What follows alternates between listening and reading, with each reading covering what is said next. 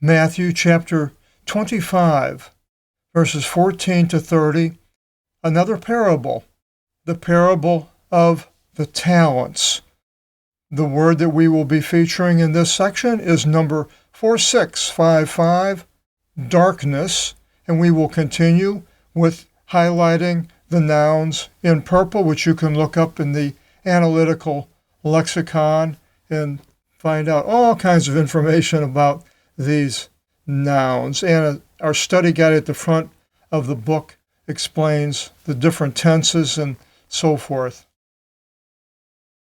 It begins in verse 14, Os pergar anthropos apodhimon ekalase tus idhius lulus, for as a man traveling abroad called his own bondman. So this man was apparently fairly wealthy, had many servants, bondmen, and just as God has for us, traveling abroad means he's going to spend the time. And the time that we are on earth is maybe the time of the traveling abroad. Our time is relative to us.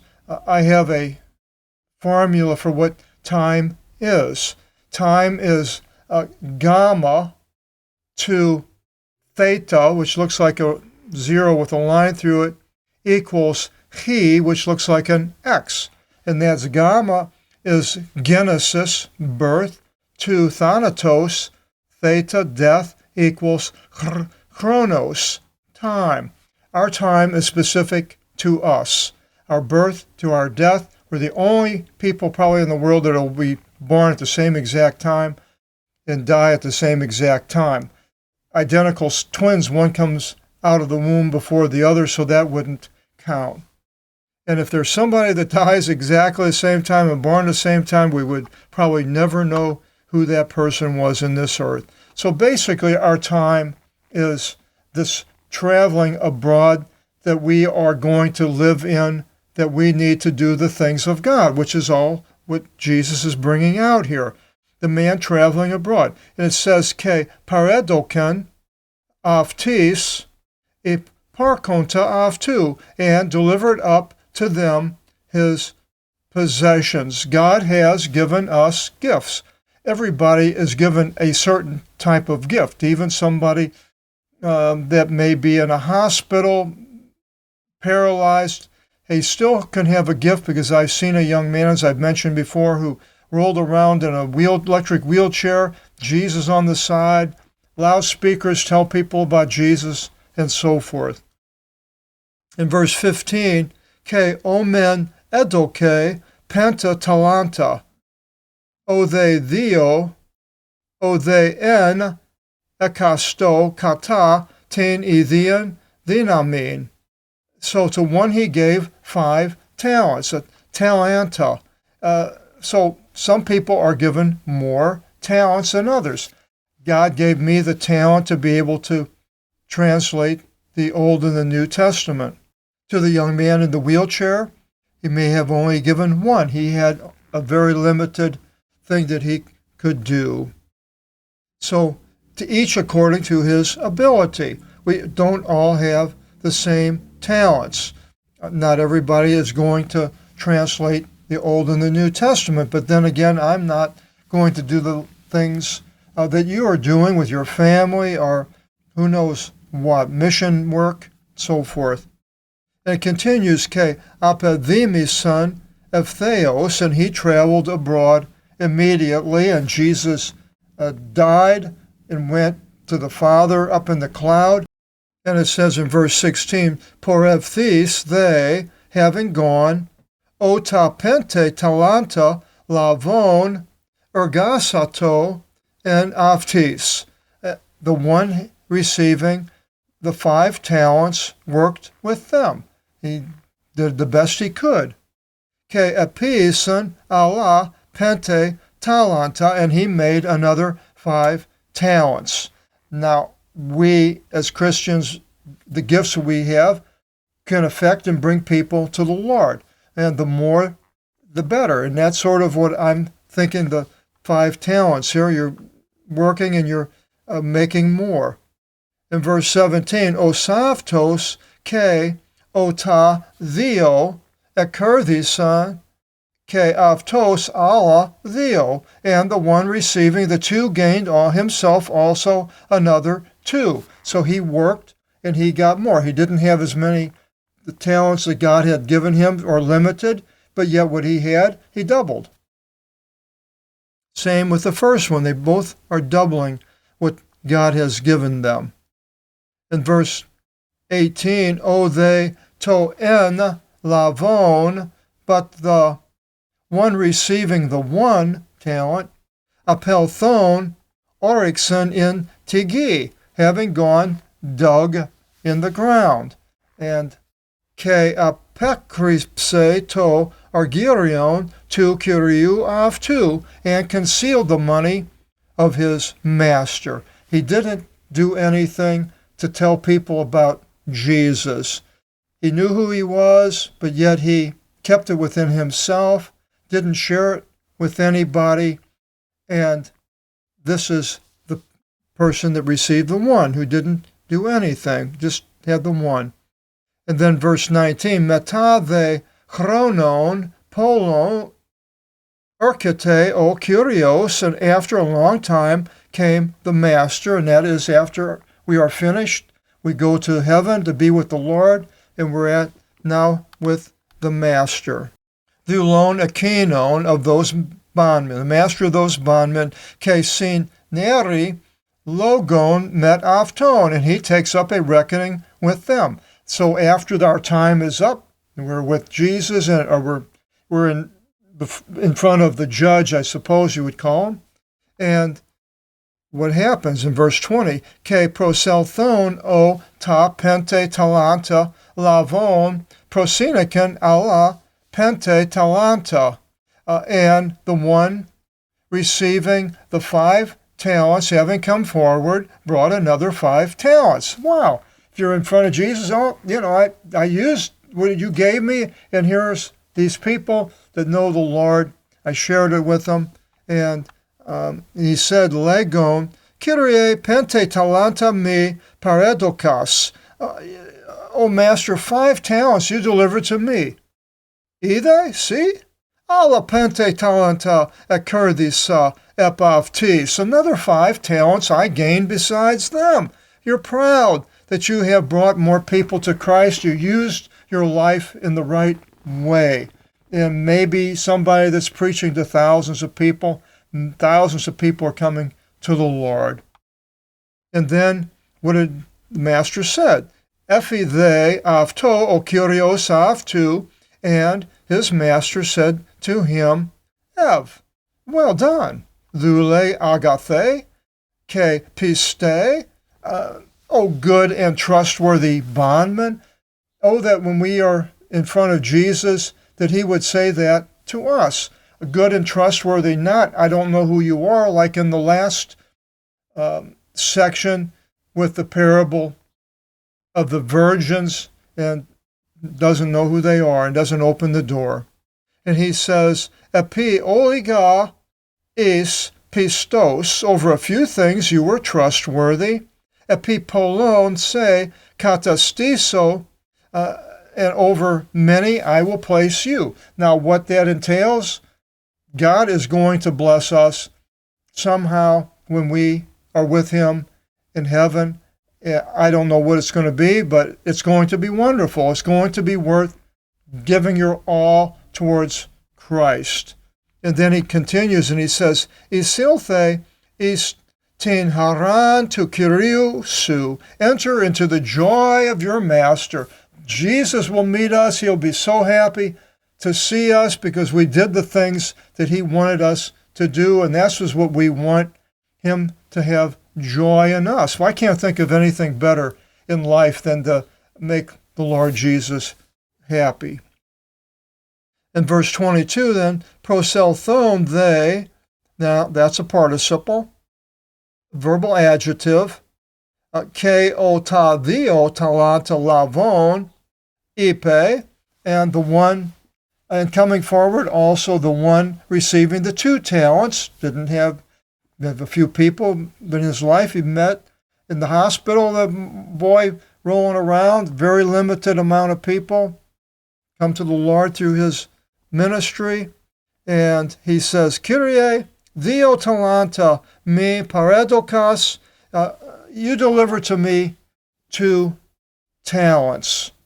And these 2 talents are still important as the one that received the 5 to the Lord, I believe.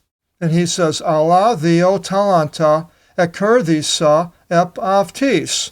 Another 2 talents I gained besides them. So he has done the best he could, not as many as the 1 to 5, but what does the Lord say? Ephi avto, o Kyrios avtu, and his master said to him, Ev, well done, same thing. Lule agathe ke piste, good and trustworthy bondman, same thing, he says. He doesn't give one more praise than he does the other, the same. And over ete oliga is pistos, over a few things you were trustworthy. Epi polon se katastiso, over many I will place you. Same thing, he's going to be over many. He's going to place the man that only received the 2. So we don't know. I don't think the one that has a 5 is going to be given more than the one that has a 2. That's my opinion. And then he ends and he says, Isalthe istin haran tu kiriu su. Enter into the joy of your master. Enter into the joy of your master, the same as the other person. Jesus is going to receive him and have joy as much over the man that did the 2, I believe, as he will the man who did the 5. And then in 24 it continues, Proselthon they ke oto en talanta elifos epe, then having come forward, also the one having taken the 1 talent, which one he hid. And he said, Kyrie, egnon se oti skleros e anthropos, I know that you are a hard man. Therizon opu uk espiras, harvesting where you sowed not, ke synagon othen u diascorpisas, and gathering from where you dispersed not. He saw God for what God is, but he didn't do anything with it. But he gives an excuse. Ke phovithis apelthon ekrypsa totalanta su intigi. And fearing, having gone, I hid your talent in the ground. An excuse. I hid it so nobody would take it. Well, it's an excuse. See, he says, Ide, ekis to son, you have yours. The whole thing is an excuse by this man, basically. And responding, it says in 26, Apokritis the o Kyrios avtu ipan avto, his master said to him, Ponere lule ke oknire, o wicked and lazy bondman. The opposite of what he said earlier for the man that was a good and trustworthy. No, he's not good and trustworthy. Wicked and lazy. Didn't do anything. Idis oti therizo opu uk espira. You know that I harvest where I sowed not. There's no excuse for what you did. I'm God. God is the one that controls it. I gave you these things. Ke sinago othen u diascorpisa, a gathering from where I dispersed not. God has action. This is no excuse for not doing it. And he continues and says in 27, Ide un se valin to argirion mu tis trapezites. Then it was necessary then for you to put my money with the bankers. You could have done something with it, the talents that he had given. anything would have been better than hiding it and doing nothing.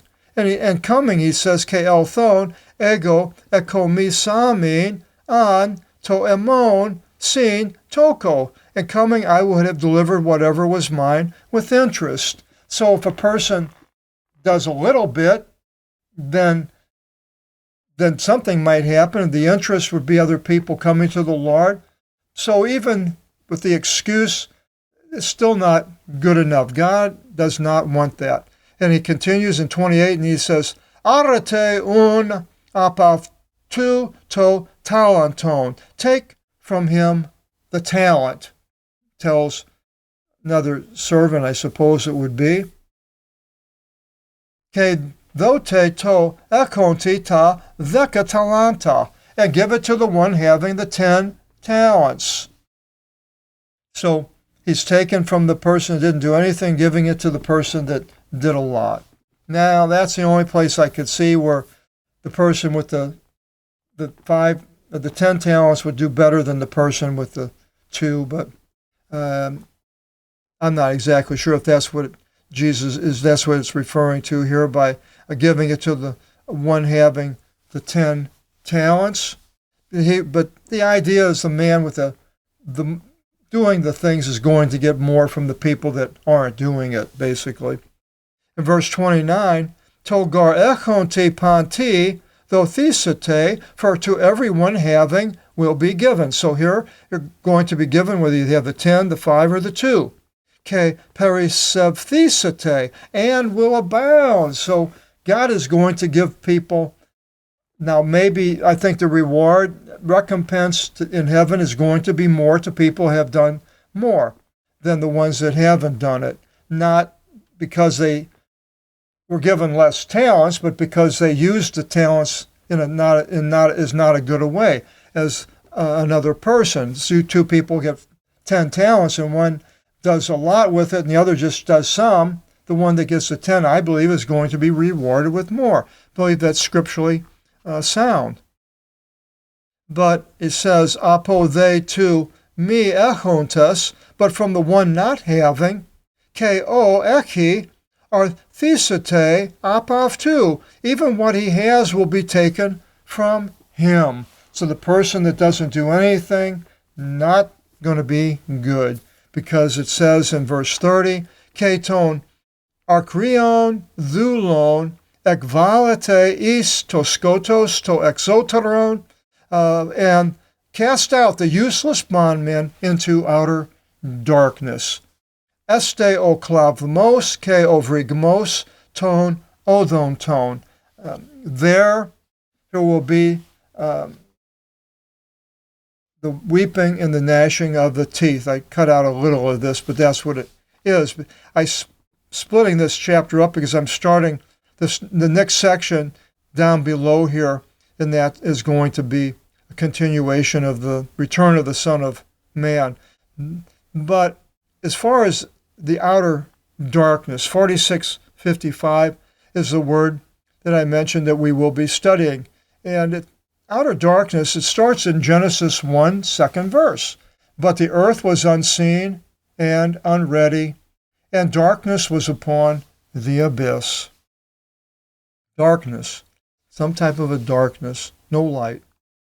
Upon Egypt, in Exodus 10, the darkness fell in one of the plagues. And when darkness came upon Mount Sinai, all the children of Israel down below feared God, and that's in Deuteronomy 4. And Job mentions darkness most than 25 times in the book of Job. And he says in 3:5, the first place, but may darkness and the shadow of death take it.